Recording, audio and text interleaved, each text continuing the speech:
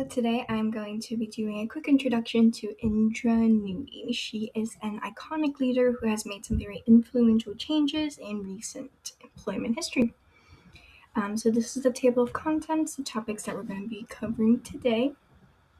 So um, Indra was born in 1955 in India, where she grew up middle class.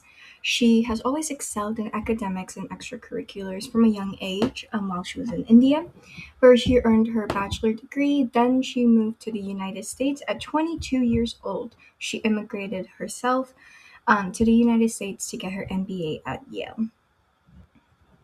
So her journey has been quite eventful. She's done many different jobs and have really made influential impacts on multiple companies. So the most influential arguably would be PepsiCo, where she was employed from 1994 to 2018. In 2001, she was appointed as Pepsi's CFO, and in 2006, she was appointed as their CEO, which she served until 2018. At Pepsi, she did some very innovative things that also have been very impactful, not just at Pepsi, but in the business sphere as a whole. Beyond Pepsi, she also has Boston Consulting Group, which was opened from 1997 to 1980. It was her consulting firm where she mostly helped other businesses strategize and globalize. She also served as the Motorola vice president from 1980 to 1986, and AB Group from 1986 to 1994. She served as the director of corporate strategy. Nowadays, she is on the Amazon board of directors, and she is perfect for this role because she has a very in depth and extensive expertise in strategy and logistic globalization. These are all things that Amazon needs to have on their team and an expertise that is invaluable to them. So she has been on their board of directors since 2018.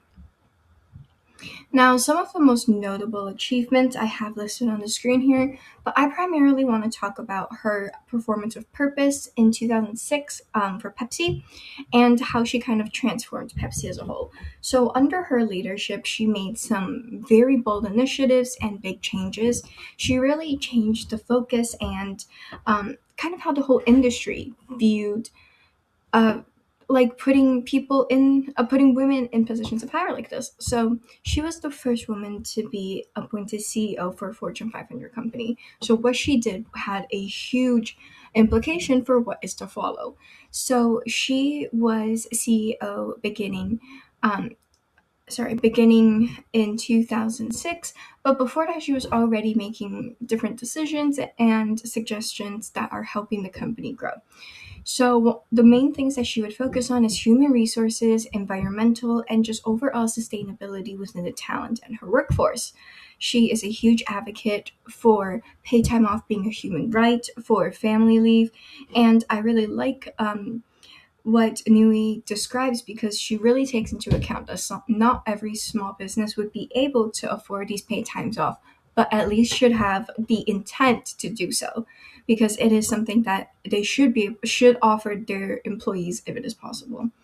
Um, and within the time that she served as Pepsi's CEO, she brought their revenue from 35 billion to 63 billion, and had healthier food products from different companies like Tropicana that really also helped boost Pepsi's profit overall. She has had an incredible impact, not just on Pepsi, but the whole entire workforce, and especially Silicon Valley. Since she first arrived in the United States, she was an Indian who was young and immigrating, and she really faced a lot of challenges beyond just being a woman. But she really has taken that and had it shaped how she does strategy and human resources now in her career. She has really made various changes that can be quantified. For example, when she first joined Silicon Valley, the percentage of women who had startups there were around 3 to 4%, and now it's almost doubled. And this is in big part due to the work that she has been doing. She's also mentioned that female CEOs are more likely to get suggested by the board to be followed up with a female CEO. This is very important because it really helps continue to bring up the percentage of companies that have women leadership, which allows them to have more diverse perspectives and create change like she did with Pepsi. They probably wouldn't have gotten her strategies or expertise had they continued to hire the same kind of people to serve as their CEO, which is why it's important to have a diverse group serving in those leadership positions to make sure that your company is actually targeting every market it could. Under Nooyi's leadership, like I said, it boosted for 35 to 63 billion. And this was incredible for anyone to do, but it was even more significant because she was the first CEO. It really proved to Silicon Valley, board of directors as a whole, and just that corporate leadership could be done by a woman and it could be done effectively and perhaps more effectively than someone who maybe has the same ideologies and strategies as the CEOs who served before them. So she really has brought to the forefront these important issues that need to be discussed and has pioneered changes that really focus on employee rights and making sure that the talent who's working at your company wants to be there, stays there, and is making the most or being the most profitable they can be because they are happy. So these are some photos of different things she's done. She's won multiple awards, spoken at multiple events, but it's giving you a good idea.